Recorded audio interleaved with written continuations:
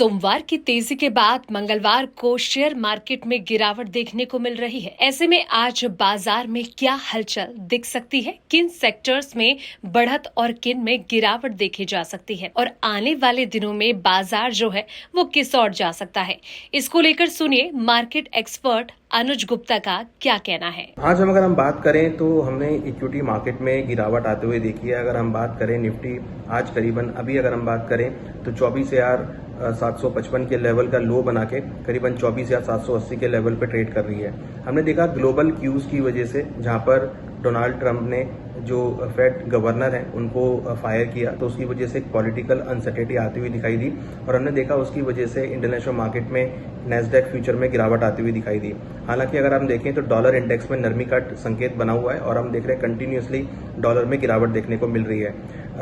वहीं हमने देखा कि लास्ट वीक जो फेड चेयरमैन है जोरेम पोवेल, उन्होंने स्टेटमेंट दिया कि वो आगे इंटरेस्ट रेट कट कर सकते हैं, क्योंकि कहीं ना कहीं यूएस की इकोनॉमी बैलेंस होती हुई दिखाई दे रही है। तो ओवरऑल अगर आप देखेंगे तो ग्लोबल लेवल पर बहुत मिक्स्ड ट्रेंड हमने देखने को मिले। जहां पर जोरेम पोवेल इंटरेस्ट रेट कट करने की बात कर रहे हैं, वहां पर ट्रंप साहब ने जो फेड गवर्नर कुक हैं उनको वहां पे फायर किया। तो एक ग्लोबल जो पॉलिटिकल अनसर्टेनिटी है वो देखने को मिली। उसके साथ साथ अगर हम इंडियन मार्केट की बात करें तो इंडिया में कल से 25% एक्स्ट्रा टैरिफ लागू होता हुआ दिखाई देगा।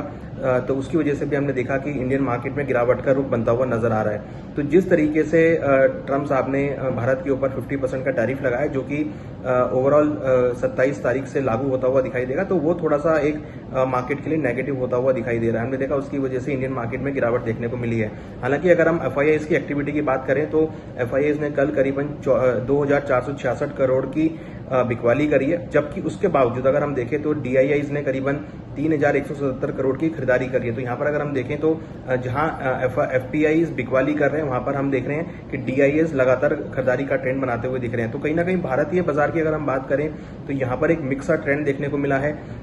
15 अगस्त को हमने देखा था कि माननीय प्रधानमंत्री जी ने जीएसटी के ऊपर एक अनाउंसमेंट करी थी और लग रहा है कि जीएसटी का जो तोहफा है वो दिवाली से पहले आता हुआ दिखाई देगा। नेक्स्ट वीक में हम देखें तो जीएसटी काउंसिल की मीटिंग है, जिससे काफी हद तक मार्केट को सपोर्ट मिल सकता है। हालांकि हम ये भी देख रहे हैं कि चाइना की तरफ से भी इंडिया को काफी अच्छे सपोर्ट आते हुए दिख रहे हैं और इंडिया और चाइना की जो बातचीत है वो दोबारा चालू होती हुई दिखाई दे रही है। तो इससे कहीं ना कहीं व्यापार को सपोर्ट मिलेगा और कहीं ना कहीं रिटेल सेगमेंट को सपोर्ट आता हुआ दिखाई देगा।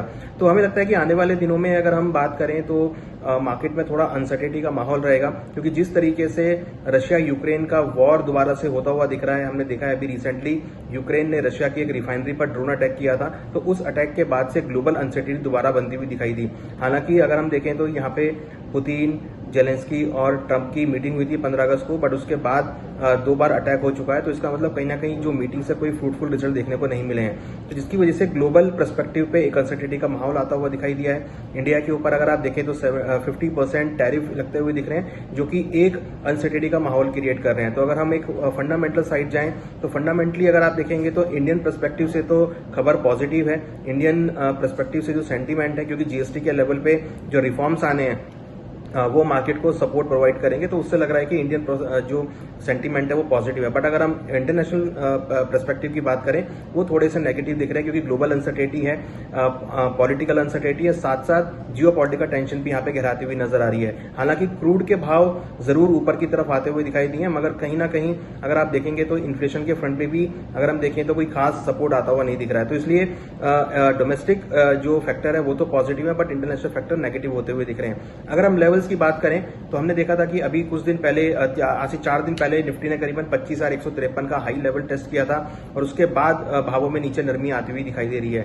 और हमने देखा कि आज निफ्टी ने करीबन 24,755 का लो बनाया है। तो अगर हम ओवरऑल बात करें तो निफ्टी एक मिक्स ट्रेंड में होती हुई दिख रही है। ज्यादा तेजी या ज्यादा मंदी यहाँ पर हम एक्सपेक्ट नहीं कर रहे हैं, बट हाँ, अगर जीएसटी काउंसिल की तरफ से कोई भी रिकमेंडेशंस आती हैं, कोई भी रिफॉर्म्स आते हैं, तो वो मार्केट को सपोर्ट प्रोवाइड करेंगी। तो अगर हम यहाँ पे सपोर्ट और रेजिस्टेंस लेवल्स की बात करें तो हमें लगता है कि निफ्टी में 25,500 काफी अच्छा सपोर्ट रहेगा, और 24,500 काफी अच्छा सपोर्ट रहेगा, और रेजिस्टेंस अगर हम बात करें तो 25,200 का एक रेजिस्टेंस है। तो अगर हम एक ओवरऑल टाइट रेंज की बात करें तो 24,500 से लेकर 25,200 के बीच लग रहा है कि मार्केट में एक रेंज वन मोमेंटम रहेगी। बट कहीं ना कहीं हम ये जरूर देखेंगे कि हायर लेवल पे मार्केट में एक रेजिस्टेंस फेस होता हुआ दिखाई दे रहा है। बट हाँ, कोई भी पॉजिटिव न्यूज आती है जीएसटी काउंसिल के फ्रंट पे, इकोनॉमिक रिफॉर्म के फ्रंट पे, और अगर कहीं ना कहीं कोई भी रैशनलाइजिंग होती है ट्रम्प की तरफ से इंडिया के टैरिफ को लेकर, तो हम मार्केट में सपोर्ट आता हुआ देखेंगे। और हमें लगता है कि कहीं ना कहीं Indian market as compare international market के काफी पॉजिटिव लगती है हमको, क्योंकि यहाँ पे DIS का सपोर्ट काफी अच्छा है। तो हमें लगता है कि आने वाले दिनों में